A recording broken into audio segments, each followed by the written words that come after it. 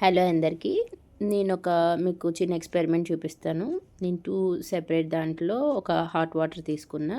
ఒక దాంట్లో normal detergent వేసుకుంటాను. ఒక దాంట్లో ప్లాంట్ బేస్డ్ డిటర్జెంట్ వేస్తాను. ఫస్ట్ రియాక్షన్ కోసం నేను పసుపు యూజ్ చేస్తున్నాను.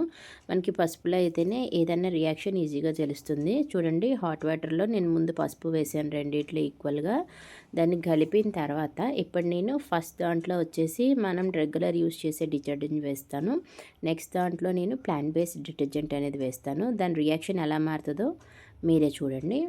కెమికల్స్ ఎప్పుడైతే ఎక్కువ ఉంటుందో దాంట్లో ఖచ్చితంగా చేంజ్ అనేది వస్తుంది.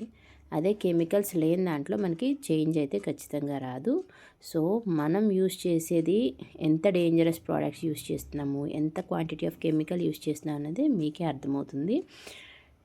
హెల్తీగా ఉండాలి, పిల్లల్ని హెల్తీగా చూసుకోవాలి, ఇన్ఫెక్షన్స్ అవి సోకకుండా ఉండాలి అనేది అనుకుంటే వారు ఖచ్చితంగా ప్లాంట్ బేస్డ్ ప్రిఫర్ చేస్తారనుకుంటున్నాను. ఈ లిక్విడ్లో ఉన్నది ప్లాంట్ బేస్డ్ అనమాట.